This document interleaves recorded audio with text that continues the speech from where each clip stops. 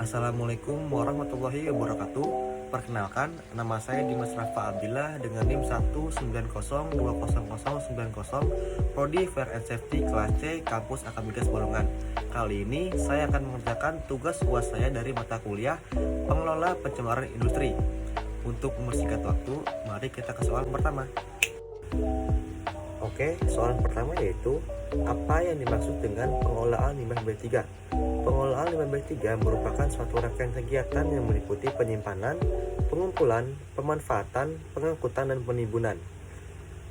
Pengelolaan limbah B3 dilakukan oleh badan usaha yang berbadan hukum yang dapat melakukan kegiatan pengelolaan limbah B3. Kegiatan ini juga harus memenuhi persyaratan yang telah diatur oleh peraturan pemerintah. Oke, kita lanjut ke soalan kedua, yaitu sebutkan dan jelaskan karakteristik limbah B3. Yang pertama ada mudah meledak atau eksplosif. Limbah B3 mudah meledak atau eksplosif adalah limbah yang pada suhu dan tekanan standar dapat sangat mudah meledak, atau melalui reaksi kimia atau fisika dapat menghasilkan gas dengan suhu dan tekanan yang tinggi sehingga sangat cepat dapat merusak lingkungan di sekitarnya. Yang kedua ada mudah menyala atau ignitable. Jadi limbah ini dapat berupa cairan yang mengandung alkohol kurang dari 24%. Ini akan sangat mudah menyala jika terjadi kontak dengan api, percikan api, atau sumber yang lainnya. Selanjutnya ada reaktif. Limbah B3 reaktif adalah limbah yang pada keadaan normal tidak stabil dan dapat menyebabkan perubahan tanpa peledakan. Limbah ini secara visual menunjukkan adanya seperti gelembung, gas, asap, dan perubahan warna. Selanjutnya ada infeksius. Limbah B3 infeksius yaitu limbah medis yang telah kotor terkontaminasi seperti limbah medisnya seperti masker, jarum suntik, mungkin pipet, sarung tangan, dan lain-lain. Selanjutnya ada korosif. Limbah B3 korosif adalah limbah yang memiliki sifat dapat membuat karat pada besi, korosif, dan jika terkena tangan dapat menyebabkan iritasi. Limbah ini ditandai dengan adanya kemerahan atau eritema, pembekakan pada tangan jika terkena tangan dengan langsung ya. Selanjutnya ada limbah beracun atau toksik. Limbah B3 beracun adalah limbah yang memiliki karakteristik beracun yang telah diuji melalui uji toksikologi ya, yang tentu sangat berbahaya bagi makhluk hidup seperti manusia, hewan maupun tumbuhan. Dan terakhir ada berbahaya bagi lingkungan. Limbah ini sangat berbahaya bagi lingkungan, dapat mencemari lingkungan seperti sungai, tanah, atau lainnya. Contoh dari limbah ini adalah limbah dari CFC. Selanjutnya, soal yang ketiga yaitu sebutkan dan jelaskan kategori limbah B3. Yang pertama ada kategori limbah B3 dari sumber spesifik, yaitu segala macam limbah berbahaya yang berasal dari kegiatan utama industri dapat dikategorikan sebagai jenis limbah B3 dari sumber spesifik. Contoh dari limbah jenis ini diantaranya seperti pelarut seperti klorbenzena dan metilen klorida. Yang kedua ada limbah B3 dari sumber tidak spesifik. Sama halnya dengan limbah B3 dari sumber spesifik, limbah jenis yang tidak spesifik ini juga berasal dari kegiatan industri, namun dari kegiatan sampingannya seperti kegiatan pemeliharaan alat, pencucian, pengemasan, pelarutan kerak, dan sejenisnya. Yang ketiga ada limbah B3 dari B3 yang sudah kadaluarsa, tumpah, dan bekas kemasan. Jadi for your information, limbah B3 juga memiliki masa kadaluarsa sendiri. Jadi limbah yang sudah kadaluarsa tidak kalah berbahaya juga ya. Namun karena memiliki karakter yang berbeda, limbah jenis ini dipisahkan ke dalam kategori sendiri. Limbah B3 yang tumpah dan bekas kemasan masuk ke dalam jenis limbah yang satu ini juga. Beberapa contoh limbah lain yang juga masuk ke dalam jenis ini diantaranya adalah tembaga sianida, karbon disulfida, barium cyanida, endorin, dan gas fluor. Oke, soal yang keempat adalah sebutkan dokumen yang dibutuhkan sebagai kelengkapan persyaratan dan tata cara permohonan penerbitan izin lingkungan dalam hal pengelolaan limbah B3.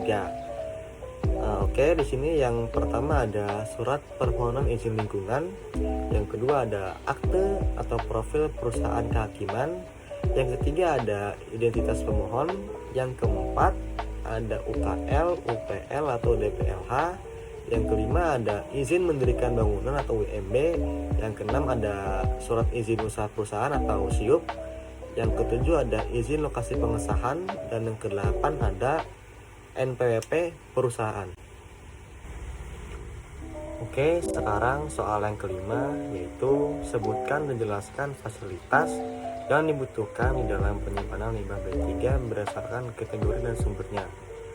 Oke, jadi fasilitas penyimpanan limbah B3 sebagaimana dalam pasal 6 huruf C, yaitu ada bangunan, tangki atau kontainer, silo, waste pile, dan waste impounded.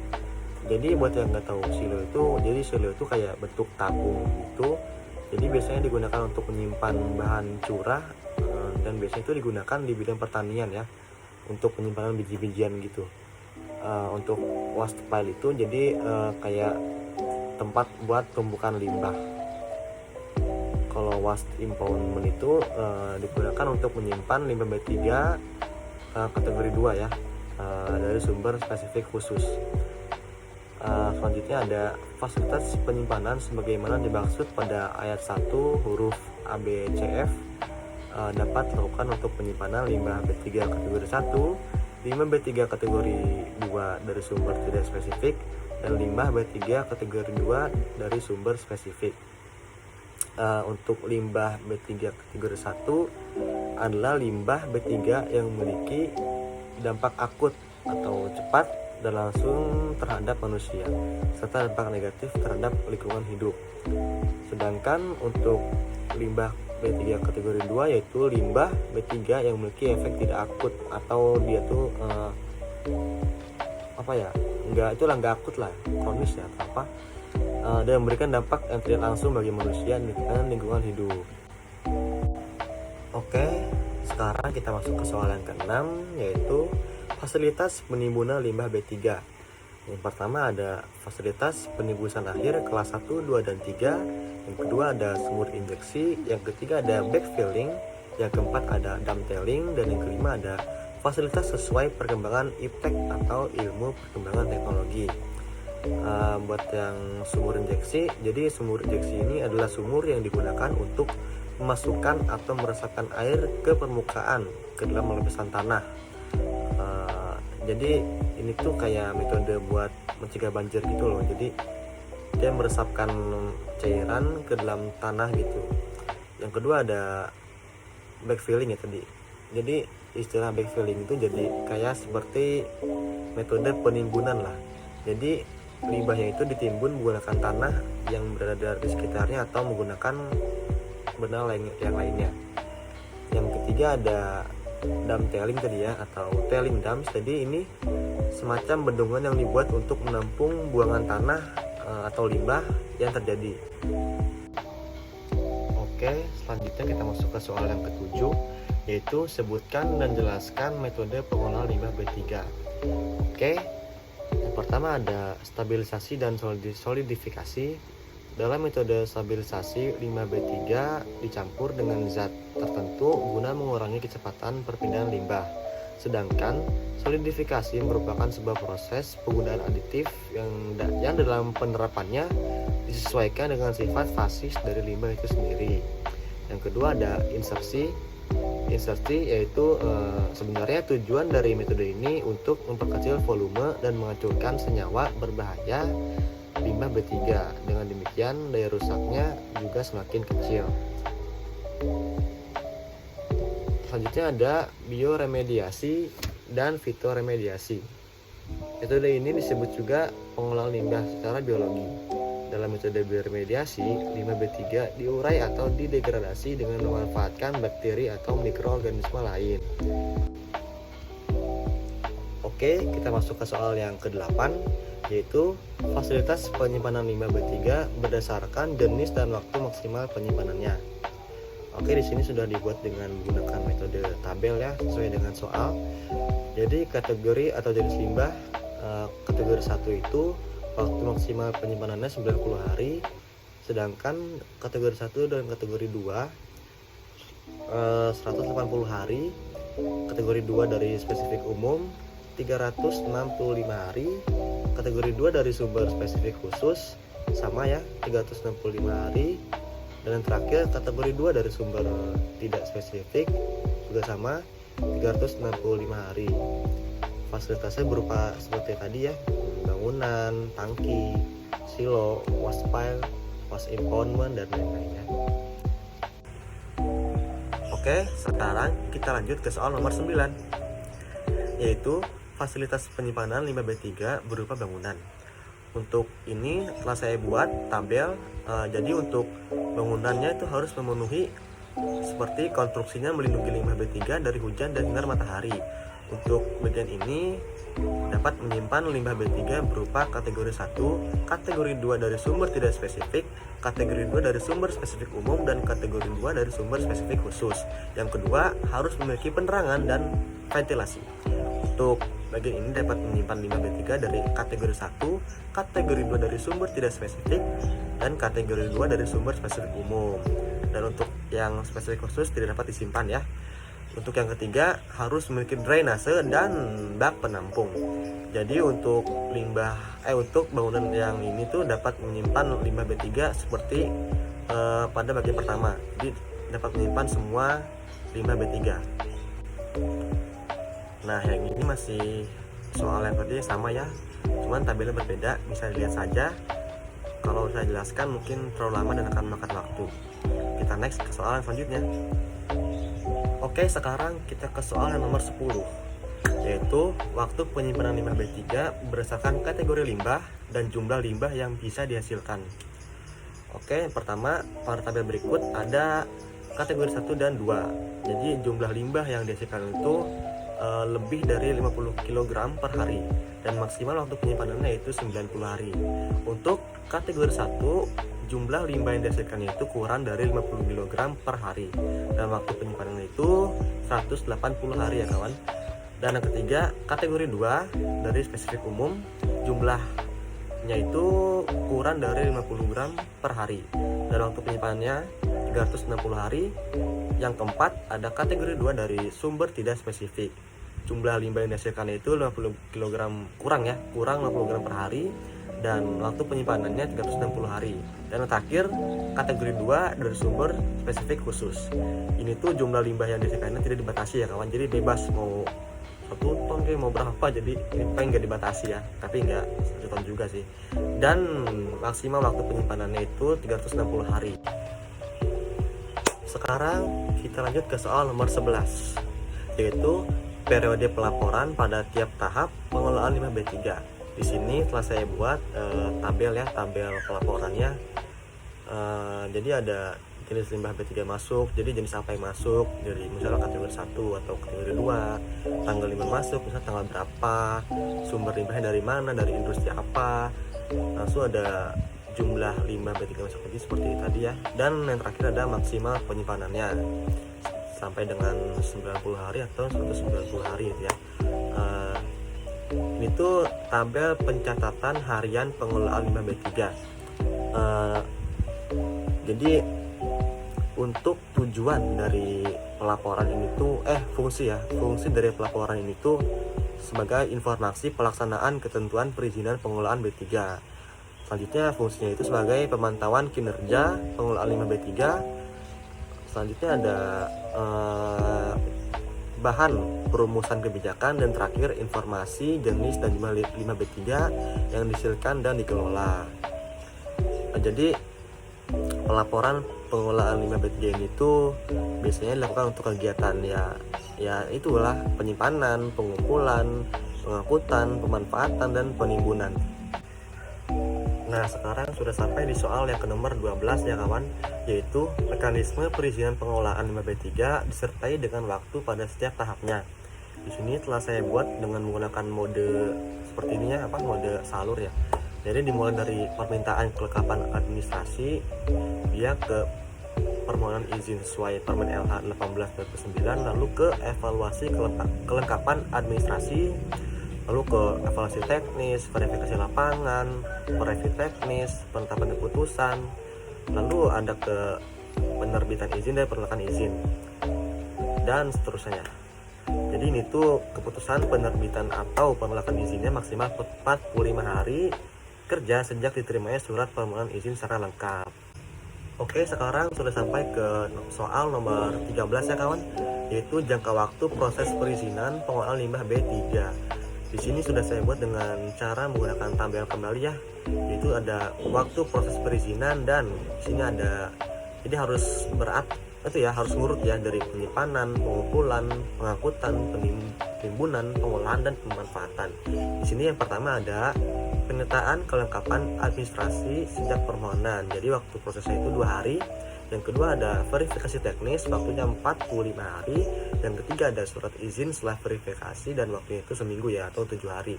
Dan lain-lainnya masih banyak. Kalau saya baca terlalu banyak dan akan memakan waktu. Oke, kita next ke soal yang berikutnya. Oke, sekarang kita ke soal yang nomor 14, yaitu masa berlaku izin dari masing-masing pengelolaan limbah B3. Yang pertama ada izin dari penyimpanan, masa berlakunya 5 tahun. Yang kedua pengumpulan 5 tahun juga ya. Dan yang ketiga ada pengangkutan, sama juga 5 tahun. Yang keempat itu ada uji coba pemanfaatan dan pengolahan, masa berlakunya 1 tahun. Ini kayaknya nggak masuk ke proses pengolahan ya, mungkin cuma kayak uji coba gitulah, pemanfaatan pengolahan.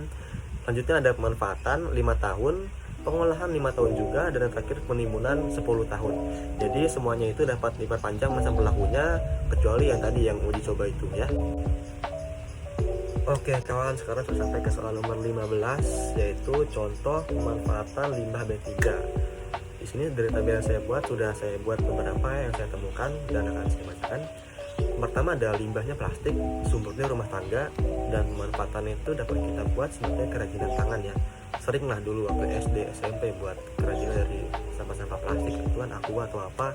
Yang kedua ada oli, sumbernya dari bengkel atau industri otomotif, bisa dibuat pelumas rantai, bahan bakar, atau mungkin anti karat juga bisa kan. Sebanyak ada logam, ada kertas, bukan dari industri elektronik, pabrik kertas.